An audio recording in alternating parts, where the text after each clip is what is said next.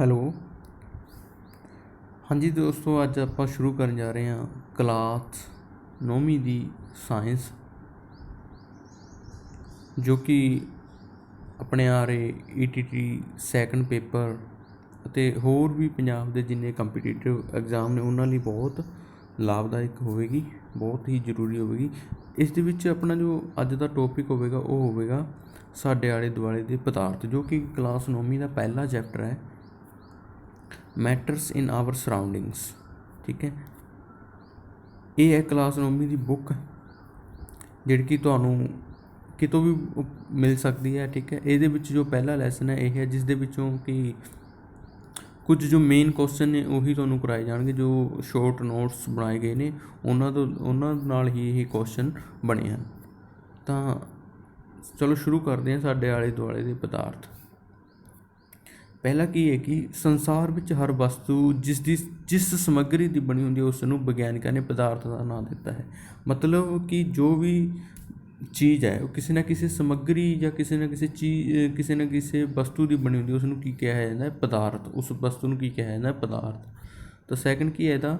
ਭਾਰਤ ਦੇ ਪੁਰਾਤਨ ਦਾਰਸ਼ਨਿਕਾਂ ਨੇ ਪਦਾਰਥ ਨੂੰ 5 ਮੂਲ ਤੱਤਾਂ ਵਿੱਚ ਵਰਗੀਕ੍ਰਿਤ ਕੀਤਾ ਹੈ। ਜਿਹੜੇ ਭਾਰਤ ਦੇ ਪੁਰਾਣੇ ਦਾਰਸ਼ਨਿਕ ਸੀਗੇ ਉਹਨਾਂ ਨੇ ਕੀ ਪਦਾਰਥ ਨੂੰ 5 ਮੂਲ ਤੱਤਾਂ ਵਿੱਚ ਵੰਡਿਆ ਕਿ ਪਦਾਰਥ ਹਵਾ, ਧਰਤੀ, ਅਗਨੀ, ਜਲ ਅਤੇ ਆਕਾਸ਼ ਹੁੰਦੇ ਹਨ।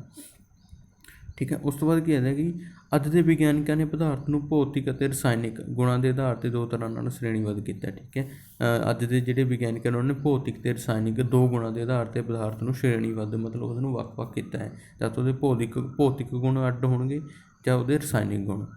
ਉਸ ਤੋਂ ਬਾਅਦ ਕੀ ਹੈ? ਸਾਰੇ ਪਦਾਰਥ ਕਣਾਂ ਦੇ ਬਣੇ ਹੁੰਦੇ ਹਨ। ਕਣ ਕੀ ਹੁੰਦੇ ਨੇ? ਮੋਲੀਕਿਊਲਸ ਹੁੰਦੇ ਨੇ ਜਿਹੜੇ ਆਪਣੇ। ਠੀਕ ਹੈ, ਛੋਟੇ ਛੋਟੇ ਮੋਲੀਕਿਊਲਸ ਹੁੰਦੇ ਹਨ, ਉਹਨਾਂ ਨਾਲ ਜਿਹੜੇ ਹਰ ਪਦਾਰਥ ਬਣਿਆ ਹੁੰਦਾ ਹੈ। ਤਾਂ ਅੱਗੇ ਕੀ? ਪਦਾਰਥ ਦੇ ਕਣਾਂ ਦੇ ਮੁੱਖ ਗੁਣ, ਜਿਹੜੇ ਮੋਲੀਕਿਊਲਸ ਕਣ ਹੁੰਦੇ ਉਹਨਾਂ ਦੇ ਕੀ ਗੁਣ ਹੁੰਦੇ ਹਨ ਮੁੱਖ? ਪਹਿਲਾ ਕਿ ਪਦਾਰਥ ਦੇ ਕਣਾਂ ਵਿੱਚ ਖਾਲੀ ਥਾਂ ਹੁੰਦਾ ਹੈ। ਪਦਾਰਥ ਜੋ ਉਸਦੇ ਕਣਾਂ ਵਿੱਚ ਖਾਲੀ ਥਾਂ ਹੁੰਦਾ, ਕਿਸ ਤਰ੍ਹਾਂ?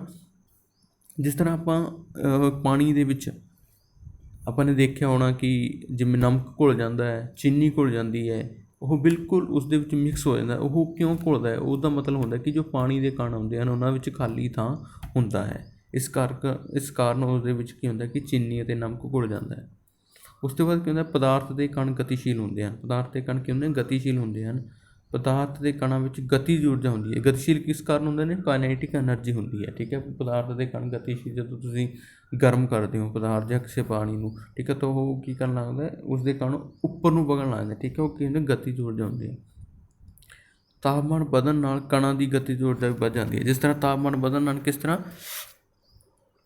ਜਿਵੇਂ ਆਪਾਂ ਪਾਣੀ ਗਰਮ ਕਰਦੇ ਹਾਂ, ਠੀਕ ਹੈ, ਉਸ ਦਾ ਤਾਪਮਾਨ ਵਧਾਉਂਦੇ ਹਾਂ। ਜਿਸ ਤਰ੍ਹਾਂ ਪਾਣੀ ਦਾ ਜਿਵੇਂ ਟੈਂਪਰੇਚਰ ਵੱਧਦਾ ਜਾਂਦਾ ਤਾਂ ਉਸਦੇ ਜੋ ਕਣ ਹੁੰਦੇ ਨੇ ਉਹਨਾਂ ਵਿੱਚ ਗਤੀਜ ਊਰਜਾ ਵੱਧਦੀ ਜਾਂਦੀ ਹੈ। ਠੀਕ ਹੈ, ਪਾਣੀ ਉਬਲਦਾ ਰਹਿੰਦਾ ਹੈ। ਉਸ ਤੋਂ ਬਾਅਦ ਕੀ ਹੁੰਦਾ ਹੈ? ਵਿਸਰਣ ਜਾਂ ਪ੍ਰਸਰਨ, ਜਿਸ ਨੂੰ ਡਿਫਿਊਜ਼ਨ ਕਹਿੰਦੇ ਨੇ, ਜਾਂ ਕਿਸੇ ਚੀਜ਼ ਦਾ ਫੈਲਾਅ, ਡਿਫਿਊਜ਼ਨ ਕਿਹਾ ਜਾਂਦਾ ਹੈ। ਕਿਸੇ ਚੀਜ਼ ਦਾ ਫੈਲਾਅ ਕਿਸ ਤਰ੍ਹਾਂ ਦਾ? ਦੋ ਵੱਖਰੇ ਪਦਾਰਥਾਂ ਦੇ ਕਣਾਂ ਦਾ ਆਪਣੇ ਆਪ ਮਿਲਣਾ ਹੀ ਡਿਫਿਊਜ਼ਨ ਹੁੰਦਾ।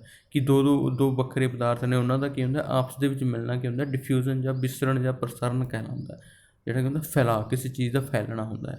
ਠੀਕ ਹੈ, ਉਸ ਤੋਂ ਬਾਅਦ ਗਰਮ ਕਰਨ ਨਾਲ ਵਿਸਰਣ ਤੇਜ਼ ਹੋ ਜਾਂਦਾ। ਗਰਮ ਕਰਨ ਨਾਲ ਕਿਸ ਤਰ੍ਹਾਂ? ਜਿਸ ਤਰ੍ਹਾਂ ਪਹਿਲੀ ਐਗਜ਼ਾਮਪਲ ਦੇ ਚੁੱਕੇ ਹਾਂ ਕਿ ਪਾਣੀ, ਠੀਕ ਹੈ, ਪਾਣੀ ਨੂੰ ਜਦੋਂ ਗਰਮ ਕਰਦੇ ਹਾਂ ਜਾਂ ਉਸਦੇ ਵਿੱਚ ਕੋਈ ਕਲਰ ਪਾਉਂਦੇ ਹਾਂ ਤਾਂ ਉਹ ਕੀ ਹੁੰਦੇ ਨੇ? ਆਪਸ ਦੇ ਵਿੱਚ ਬਹੁਤ ਜਲਦੀ ਮਿਲ ਜਾਂਦੇ ਹਨ, ਉਹਨਾਂ ਦਾ ਫੈਲਾਅ ਹੋ ਜਾਂਦਾ ਦੋਨਾਂ ਦੇ ਕਣਾਂ ਦਾ। ਉਸ ਤੋਂ ਬਾਅਦ ਕੀ ਹੈ? ਇਸ ਤੋਂ ਬਾਅਦ ਪਦਾਰਥ ਦੇ ਕਣ ਇੱਕ ਦੂਜੇ ਨੂੰ ਆਕਰਸ਼ਿਤ ਕਰਦੇ ਹਨ। ਠੀਕ ਹੈ, ਪਦਾਰਥ ਦੇ ਕਣ ਕੀ ਕਰਦੇ ਹਨ? ਇੱਕ ਦੂਸਰੇ ਨੂੰ ਆਕਰਸ਼ਿਤ ਕਰਦੇ ਹਨ। ਜਿਵੇਂ ਇੱਕ ਦੂਜੇ ਦੇ ਹੱਥ ਫੜ ਕੇ ਮਨੁੱਖੀ ਚੈਨ ਬਣਾਉਣਾ। ਜਿਸ ਤਰ੍ਹਾਂ ਕਿ ਆਪਾਂ ਪਦਾਰਥ ਦੇ ਕਣ, ਜਿਸ ਤਰ੍ਹਾਂ ਕਿ ਆਪਾਂ ਇੱਕ ਦੂਸਰੇ ਨੂੰ ਹੱਥ ਫੜ ਕੇ ਇੱਕ ਚੈਨ ਬਣਾਉਂਦੇ, ਉਸ ਦਾ ਮਤਲਬ ਕਹਿੰਦੇ ਆਪਾਂ ਇੱਕ ਦੂਸਰੇ ਨੂੰ ਆਪਣੇ ਵੱਲ ਖਿੱਚ ਰਹੇ ਹੁੰਦੇ ਹਾਂ। ਇਸੇ ਤਰ੍ਹਾਂ ਜੋ ਪਦਾਰਥ ਦੇ ਕਣ ਹੁੰਦੇ ਨੇ ਉਹ ਵੀ ਇੱਕ ਦੂਸਰੇ ਨੂੰ ਆਪਣੇ ਵੱਲ ਆਕਰਸ਼ਿਤ ਕਰਦੇ ਹਨ। ਆਕਰਸ਼ਣ ਬਲ ਦੀ ਸਮਰੱਥਾ ਹਰੇਕ ਪਦਾਰਥ ਦੀ ਵੱਖ-ਵੱਖ ਹੁੰਦੀ ਹੈ। ਜਿਸ ਤਰ੍ਹਾਂ ਵੀ ਹਰ ਪਦਾਰਥ ਆ ਜੋ ਕਿਸੇ ਨੂੰ ਖਿੱਚਦਾ ਆਪਣੇ ਵੱਲ, ਉਹਦੀ ਜਿਹੜੀ ਉਹ ਸ਼ਕਤੀ, ਉਹ ਸਮਰੱਥਾ ਹੁੰਦੀ ਹੈ, ਉਹ ਵੱਖ-ਵੱਖ ਹੁੰਦੀ ਹੈ। ਉਸ ਤੋਂ ਬਾਅਦ ਪਦਾਰਥ ਦੀਆਂ ਅਵਸਥਾਵਾਂ, ਸਟੇਟ ਆਫ ਮੈਟਰ। ਪਦਾਰਥ ਦੀਆਂ ਕਿਹੜੀਆਂ ਅਵਸਥਾਵਾਂ ਹਨ? ਪਦਾਰਥ ਦੀਆਂ 3 ਅਵਸਥਾ ਹੁੰਦੀਆਂ ਨੇ, ਜੋ ਕਿ ਸਭ ਜਾਣਦੇ ਹਨ: ਠੋਸ, ਦ੍ਰਵ ਅਤੇ ਗੈਸ। ਠੀਕ ਹੈ, ਇਹਨਾਂ ਤੋਂ ਇਲਾਵਾ ਜਿਹੜੀਆਂ ਹੋਰ 2 ਮੰਨੀਆਂ ਜਾਂਦੀਆਂ ਨੇ, ਪਲਾਜ਼ਮਾ ਅਤੇ ਬੋਸ-ਆਇਨਸਟੀਨ ਕੰਡਨਸੈਟ, ਜਿਹਨੂੰ BEC ਵੀ ਕਿਹਾ ਜਾਂਦਾ ਹੈ, ਠੀਕ ਹੈ। ਕੀ ਕਿਹਾ ਜਾਂਦਾ? BEC, ਬੋਸ ਆਇਨਸਟੀਨ ਕੰਡਨਸੈਟ, ਜਿਹੜਾ ਕਿ ਆਪਣੇ ਭਾਰਤ ਦੇ ਭੌਤਿਕ ਵਿਗਿਆਨੀ ਸੀਗੇ ਸਤਿੰਦਰ ਨਾਥ ਬੋਸ, ਠੀਕ ਹੈ, ਉਹਨਾਂ ਤੇ ਆਇਨਸਟੀਨ ਦਾ ਜੋ ਮਿਲਿਆ ਹੋਇਆ ਹੈ, ਠੀਕ ਹੈ। ਉਸ ਤੋਂ ਬਾਅਦ ਹੈ ਠੋਸ ਅਵਸਥਾ, ਸੋਲਿਡ ਸਟੇਟ ਕੀ ਹੁੰਦੀ ਹੈ ਪਾਣੀ ਦੀ? ਇਸ ਵਿੱਚ ਨਿਸ਼ਚਿਤ ਆਕਾਰ, ਸਪਸ਼ਟ ਸੀਮਾਵਾਂ, ਸਥਿਰ ਆਇਤਨ ਭਾਵ ਨਾਮਾਤਰ ਨਪੀੜਨ ਹੁੰਦਾ। ਨਿਸ਼ਚਿਤ ਆਕਾਰ ਕਿਵੇਂ? ਜਿਸ ਤਰ੍ਹਾਂ ਕਿ ਮੰਨ ਲਓ ਜਿਸ ਤੁਸੀਂ ਇੱਕ ਬਾਕਸ ਲੈ ਲਓ, ਠੀਕ ਹੈ, ਉਹਦਾ ਜੋ ਇਹ ਆਕਾਰ ਹੈ ਉਹ ਕੀ ਹੈ? ਨਿਸ਼ਚਿਤ ਹੈ, ਕਿ ਨਾ ਕਿ ਇਸ ਨੂੰ ਆਪਾਂ ਇੱਧਰ ਕਰ ਸਕਦੇ ਵਧਾ ਸਕਦੇ ਹਾਂ, ਨਾ ਹੀ ਇਸ ਸਾਈਡ ਵਧਾ ਸਕਦੇ, ਨਾ ਹੀ ਇਸ ਸਾਈਡ, ਨਾ ਹੀ ਕਿ ਇਸ ਦਾ ਜੋ ਆਕਾਰ ਹੈ ਨਿਸ਼ਚਿਤ ਹੈ, ਇਹਦੀ ਸੀਮਾਵਾਂ ਵੀ ਸਪਸ਼ਟ ਹੁੰਦੀਆਂ ਹਨ। ਅਤੇ ਇਸ ਦੇ ਵਿੱਚ ਜੋ ਸਥਿਰ ਆਇਤਨ ਹੁੰਦਾ, ਆਇਤਨ ਸਥਿਰ ਕਿਵੇਂ? ਕਿ ਜੋ ਇਸਨੇ ਇਹ ਜਗ੍ਹਾ ਘੇਰੀ ਹੋਈ ਹੈ, ਸਿਰਫ ਇੰਨੀ ਹੀ ਜਗ੍ਹਾ ਘੇਰ ਸਕਦਾ ਹੈ, ਠੀਕ ਹੈ।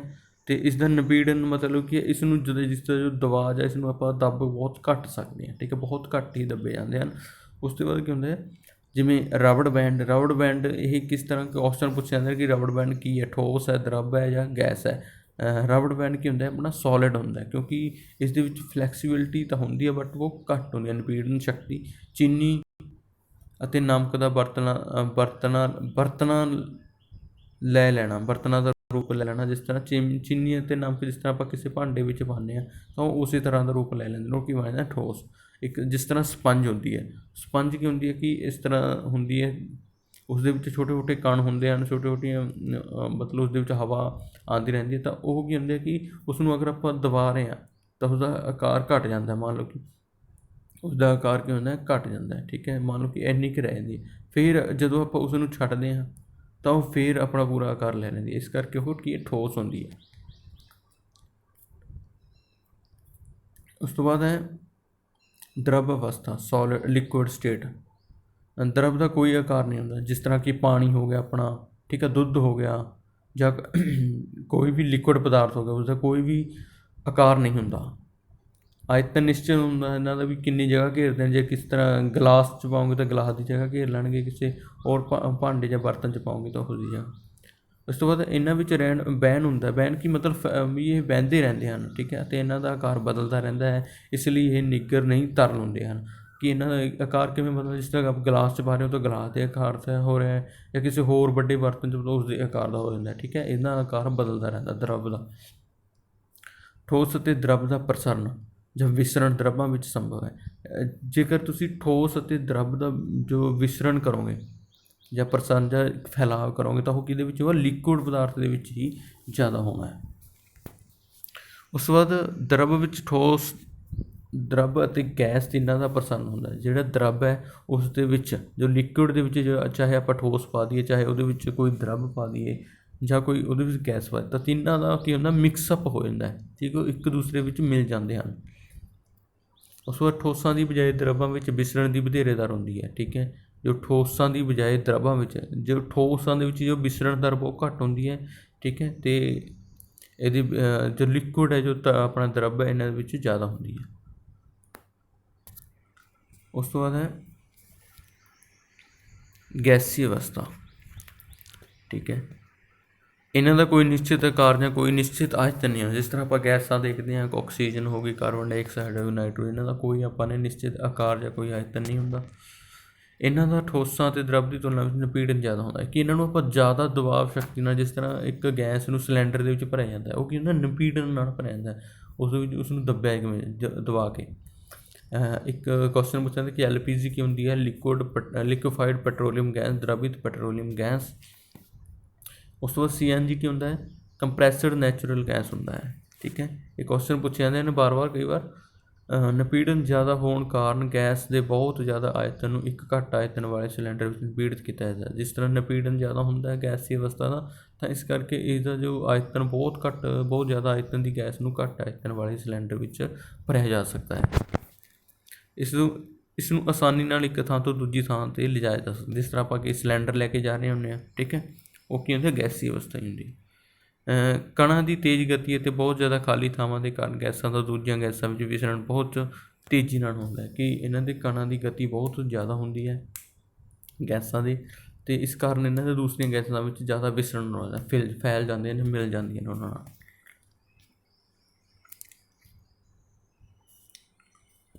ਉਸ ਤੋਂ ਬਾਅਦ ਹੈ ਚੌਥੀ ਅਵਸਥਾ ਪਲਾਜ਼ਮਾ। ਮੇਨ ਇਹਦੀਆਂ 3 ਅਵਸਥਾਵਾਂ ਨੇ, ਠੋਸ, ਦ੍ਰਵ ਅਤੇ ਗੈਸ। ਉਸ ਤੋਂ ਬਾਅਦ ਵਿਗਿਆਨਿਕਾਂ ਨੇ 2 ਹੋਰ ਮੰਨੀਆਂ ਨੇ, ਪਲਾਜ਼ਮਾ ਅਤੇ ਬੋਸ-ਆਇਨਸਟੀਨ ਕੰਡੈਂਸੇਟ। ਤਾਂ ਪਲਾਜ਼ਮਾ ਕੀ ਹੁੰਦਾ ਹੈ, ਇਹ ਕਣ ਬਹੁਤ ਜ਼ਿਆਦਾ ਊਰਜਾ ਵਾਲੇ, ਵਧੇਰੇ ਉਤੇਜਿਤ ਹੁੰਦੇ, ਬਹੁਤ ਜ਼ਿਆਦਾ ਊਰਜਾ ਵਾਲੇ ਕਣ ਹੁੰਦੇ ਹਨ ਪਲਾਜ਼ਮਾ। ਇਹ ਆਇਨੀਕ੍ਰਿਤ ਗੈਸ ਦੇ ਰੂਪ ਵਿੱਚ ਹੁੰਦੇ ਹਨ, ਪੋਜ਼ੀਟਿਵ ਜਾਂ ਨੈਗੇਟਿਵ, ਠੀਕ ਹੈ, ਆਇਨ ਹੁੰਦੇ ਹਨ। ਜਿਵੇਂ ਫਲੋਰੋਸੈਂਟ ਟਿਊਬ ਅਤੇ ਨਿਆਨ ਬੱਲਬ ਵਿੱਚ ਪਲਾਜ਼ਮਾ ਹੁੰਦਾ ਹੈ, ਠੀਕ ਹੈ। ਕੁਐਸਚਨ ਆਉਂਦੇ ਹਨ ਕਿ ਫਲੋਰੋਸੈਂਟ ਟਿਊਬ ਅਤੇ ਨਿਆਨ ਬੱਲਬ ਵਿੱਚ ਕੀ ਹੁੰਦਾ ਹੈ, ਉਸਦੇ ਵਿੱਚ ਕੀ ਹੁੰਦਾ ਪਲਾਜ਼ਮਾ। ਨਿਆਨ ਬੱਲਬ ਦੇ ਅੰਦਰ ਨਿਆਨ ਗੈਸ ਭਰੀ ਜਾਂਦੀ ਹੈ, ਫਲੋਰੋਸੈਂਟ ਟਿਊਬ ਵਿੱਚ ਹੀਲੀਅਮ ਜਾਂ ਕੋਈ ਹੋਰ ਅਕਿਰਿਆਸ਼ੀਲ ਗੈਸ ਭਰੀ ਜਾਂਦੀ ਹੈ।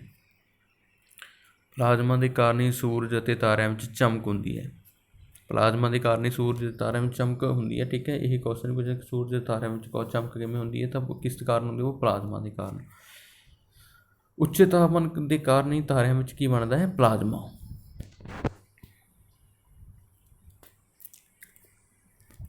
ਇਸ ਤੋਂ ਬਾਅਦ ਹੈ ਪੰਜਵੀਂ ਜਿਹੜੀ ਅਵਸਥਾ ਹੈ, ਬੋਸ-ਆਇਨਸਟੀਨ ਕੰਡੈਂਸੇਟ, ਜਿਹਨੂੰ ਕੀ ਕਿਹਾ ਜਾਂਦਾ, BEC ਵੀ ਕਿਹਾ ਜਾਂਦਾ ਹੈ।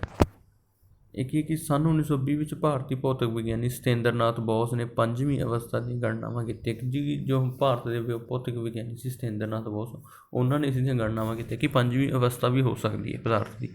ਤਾਂ ਇਹਨਾਂ ਦੀ ਗਣਨਾਵਾਂ ਦੇ ਆਧਾਰ 'ਤੇ ਜੋ ਅਲਬਰਟ ਆਇਨਸਟੀਨ ਸੀਗੇ, ਜੋ ਕਿ ਬਹੁਤ ਵੱਡੇ ਵਿਗਿਆਨਿਕ ਸੀਗੇ, ਉਹਨਾਂ ਨੇ ਇਸ ਅਵਸਥਾ ਦੀ ਭਵਿੱਖਬਾਣੀ ਕੀਤੀ, ਜਿਸ ਨੂੰ ਕਿ ਉਹਨਾਂ ਨੇ ਨਾਮ ਦਿੱਤਾ BEC, ਬੋਸ-ਆਇਨਸਟੀਨ ਕੰਡੈਂਸੇਟ, ਠੀਕ ਹੈ। ਸਧਾਰਨ ਹਵਾ ਦੀ ਘਣਤਾ ਦੇ 1,00,000ਵੇਂ ਭਾਗ ਜਿੰਨੀ ਘੱਟ ਘਣਤਾ ਗੈਸ ਨੂੰ ਬਹੁਤ ਹੀ ਘੱਟ ਤਾਪਮਾਨ 'ਤੇ ਠੰਡਾ ਕਰਨ ਨਾਲ BEC ਤਿਆਰ ਹੁੰਦਾ ਹੈ, ਠੀਕ ਹੈ। ਇਸ ਤਰ੍ਹਾਂ ਇਸ ਕਿਰਿਆ ਨਾਲ ਕੀ ਹੁੰਦਾ, BEC ਗੈਸ ਤਿਆਰ ਕੀਤੀ ਗਈ। ਉਸ ਤੋਂ ਬਾਅਦ ਇਹ ਸੀਗਾ ਸਿਰਫ ਪਦਾਰਥ ਦੀਆਂ ਅਵਸਥਾਵਾਂ ਤੱਕ। ਜੋ ਆਪਣੀ ਅਗਲੀ ਕਲਾਸ ਹੋਵੇਗੀ ਉਹ ਅਗਲੀ ਕਲਾਸ ਵਿੱਚ ਕਰਵਾਇਆ ਜਾਵੇਗਾ।